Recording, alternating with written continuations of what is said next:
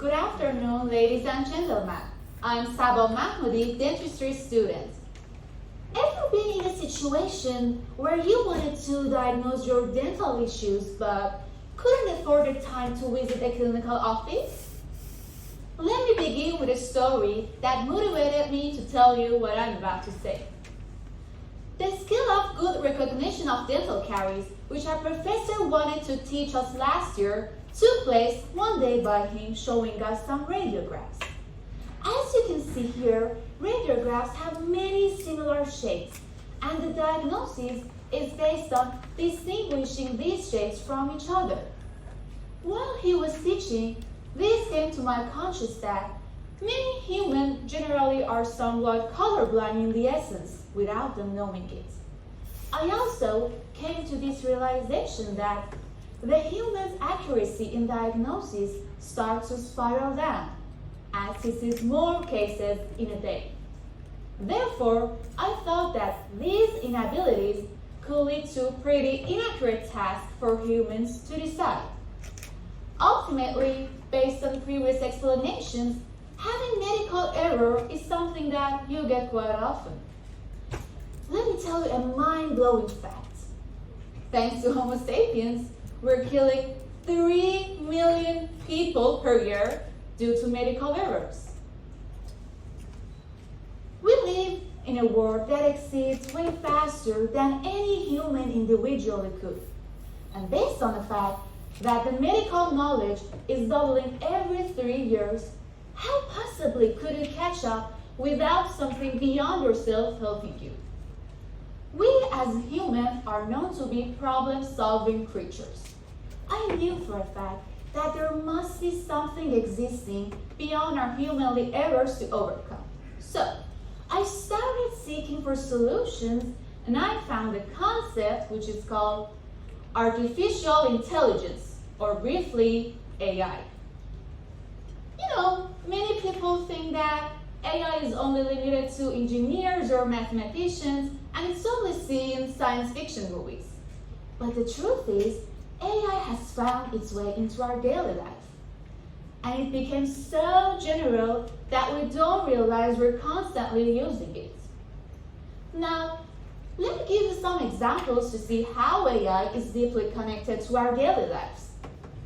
Navigation and travel applications like Google Maps or Waze, facial recognition patterns that we use to open our phones or some applications, social media or Google recommendations, and so on. To get an understanding of what AI simply is, it's a computational mimicking human brain, which is a behavioral machine that performs human tasks, sometimes more efficiently than us. Now, going back to radiographs. How could AI possibly help us make a better diagnosis of dental caries?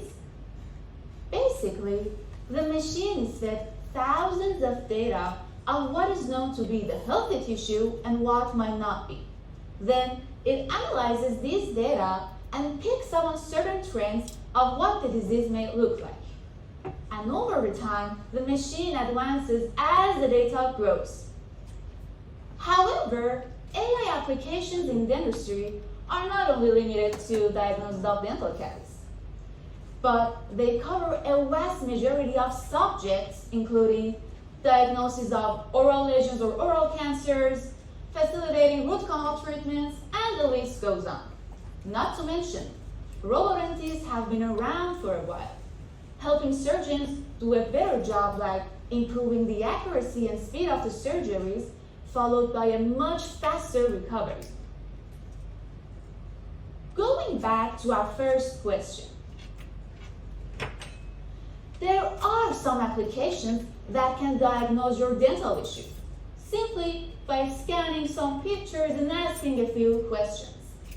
However, applications exist to improve, and these applications, no other than different, have a lot of room for improvement. Now, let me tell you a living fact. In the near future, there will be no demand for dentists anymore. However, the future we're talking about is nowhere near. with the reasons that include inefficient access to quality data consisting of properly labeled datasets. Also, in the face of newly appeared symptoms, it cannot judge and diagnose correctly. A lack of empathy and compassion in relation to the patients compared to human beings. These are amongst the countless principles that the future we're talking about is nowhere near.